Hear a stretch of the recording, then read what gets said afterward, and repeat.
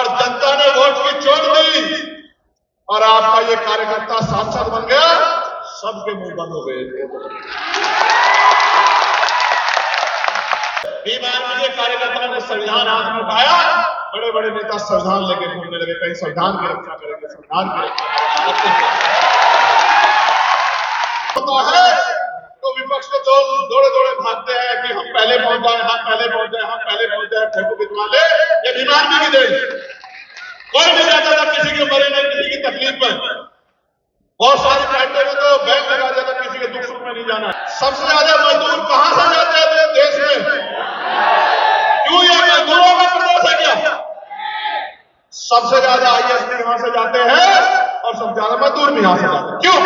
बिहार हर तीसरे दिन खबर आती है शेड्यूल कास्ट की बच्ची को रेप करके 8 साल की, 12 साल की, 15 साल की चला दिया, मार दिया। मैं भी आता हूं लगातार बिहार। पहला चुनाव आजाद समाज पार्टी ने बिहार में लड़ा। मैं लगातार आता हूं। ज्योति के साथ अन्याय हुआ दरभंगा, छोटी बहन ज्योति, मैं आंदोलन हुआ, संघर्ष हुआ। एक बड़े अधिकारी ने कहा, सर ये आदमी सांसद जी का बड़ा खास है, गिरफ्तारी नहीं होगी सर। एक बड़े पॉलिटिकल पार्टी के नेता ने कहा, चंद्रशेखर भाई कोई कार्रवाई नहीं होगी। हम आईजी ऑफिस गए,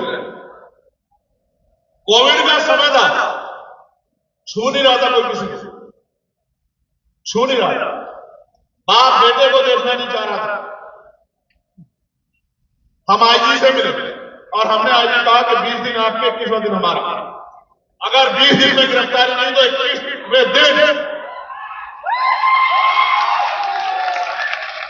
21वें दिन जो होगा उसका जिम्मेदार आप होंगे। 18वें दिन गिरफ्तारी हुई। जो कहते थे कि सांसद जी का खास है, गिरफ्तारी नहीं होगी। आप विश्वास करो, 18वें दिन गिरफ्तारी हुई और आईजी साहब ने फोन करके मुझसे बताया कि भाई गिरफ्तारी हो गई है, आपको कोई आंदोलन करने की जरूरत नहीं। ये एक मामला नहीं है, ऐसे सैकड़ों मामले हैं जिसमें भीम आर्मी के लोगों ने न्याय दिलाने के लिए संघर्ष किया। कोई आंदोलन देश भर में ऐसा नहीं होता जिसमें बिहार अपना भाग ना लेता।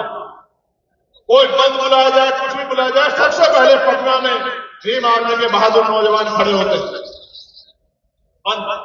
बंद में अपना योगदान देते। और ये बात मैं बिहार के इसलिए कर रहा हूं कि आज हम बिहार के धरती पे हैं। लेकिन मैं आपको कहना चाहता हूं, राजस्थान के कितने मामले हैं, अनिल जी और अडवाल साहब यहां कितने मामले हैं, जितेंद्र मेघवाल, इंद्र मेघवाल, ओम प्रकाश रागर, कितने मामले, हर जुर्म के खिलाफ लड़ाई लड़ी है भीम आर्मी। मध्य प्रदेश में कितने मामले, धर्मवीर जी आए,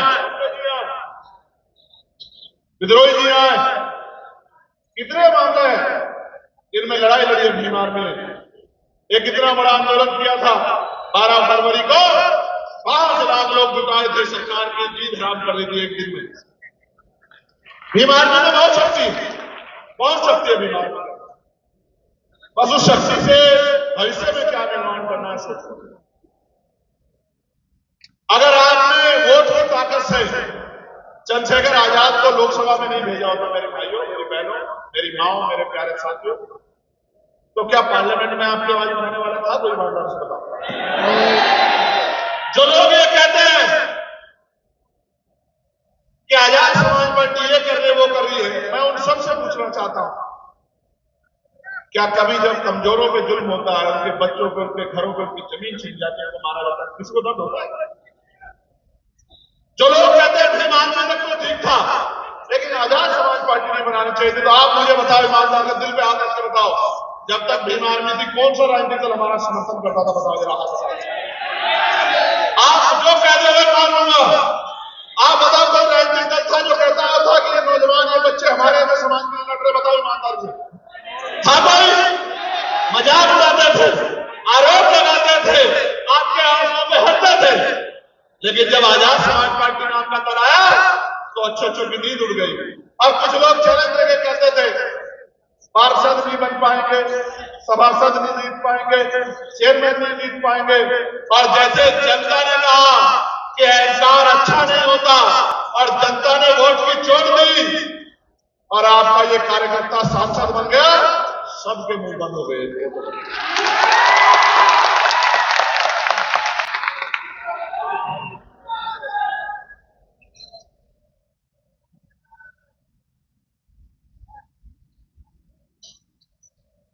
2020 में यहां चुनाव हुआ, अमर ज्योति जी गंवाए, राणा प्रधान जी गंवाए, अमर तोमर साहब गंवाए। एक सियासी दल ने हमसे कहा कि हम अलायंस करेंगे, बात कर ली सारी, और आखिरी मौके पे धोखा दे दिया। क्यों दे दिया? क्योंकि उनको लगता है कि गुलाम है, ये इसको हराने के लिए हमें वोट करेंगे, उसको हराने के लिए हमें वोट करेंगे, अपनी जान बचाने के लिए हमें वोट करेंगे, ये उनको लगता है। आप किसी को ताकत दे दो और आपके पास ताकत नहीं होगी। सांसद तो विपक्ष में बहुत सारे हैं, अगर आपका सांसद नहीं होता, बताओ कोई आपकी आवाज उठाता क्या?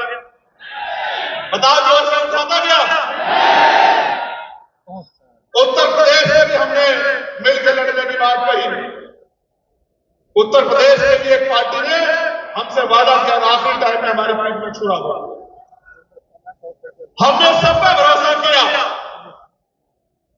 और उन्होंने सबने पूरी कोशिश की कि संगठन पे, इस पार्टी पे आरोप लग जाए कि ये प्लाजी की बी टीम है, इसकी बी टीम है, उसकी बी टीम।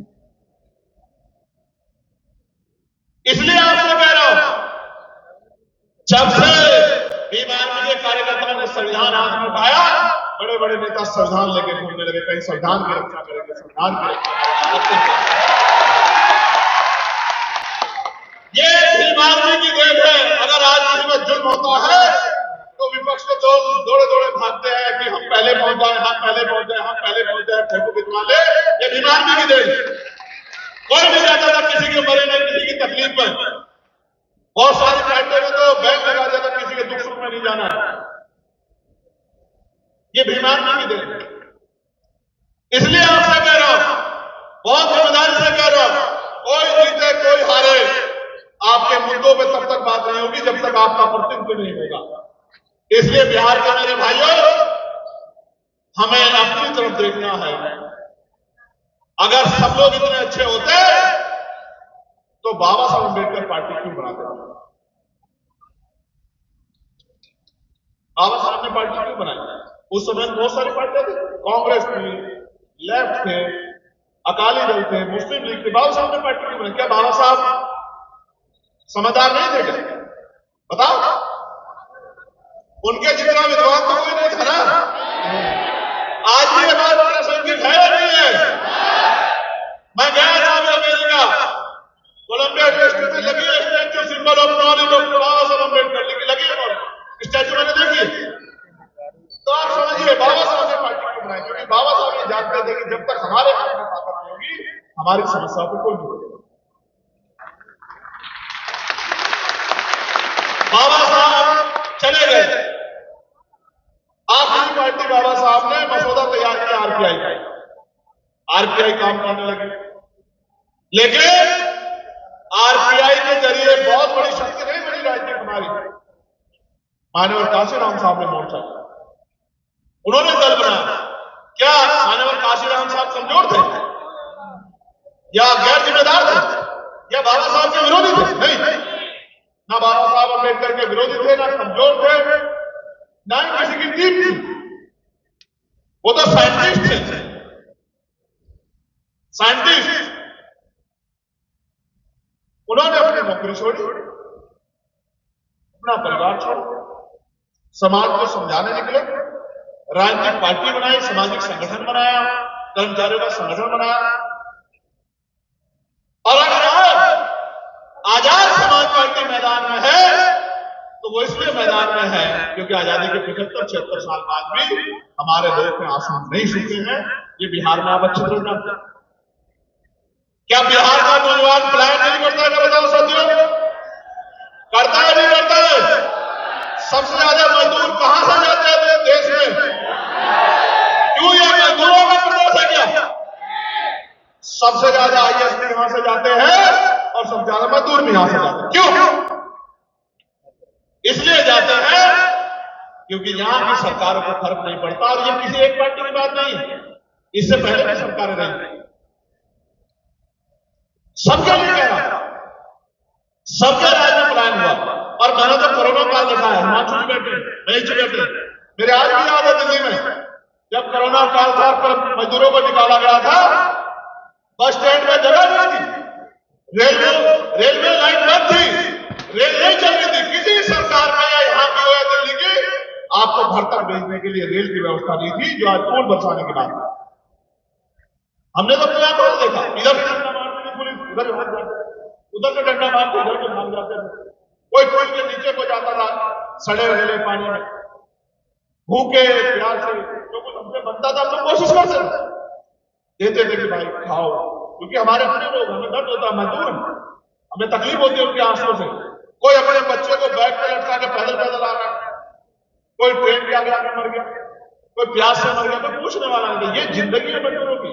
और आप देखो इन वर्गों में 80% मजदूर है। आज बिहार में मैं गया हूं, जब बाढ़ आती है 3 महीने किस तरह के हालात होते हैं, क्या ऐसा हो गया है? एक तरफ हम चांद में चले गए, मंगल की तस्वीरें भेज रहे हैं, दूसरी तरफ हम बिहार में बाढ़ का इलाज नहीं कर पा रहे। क्यों? क्योंकि बाढ़ के नाम पे हर साल पैसा आता है, आपदा के नाम पे उस पैसे से अपने घर भरे जाते हैं। ये सबके सामने मैं आपको बहुत जिम्मेदारी से कह रहा हूं, वो दिखाना चाहता हूं, आपको देखना चाहते हो, देखना चाहते हो, जब आप दोनों हाथ उठाओगे तो दिखाऊंगा।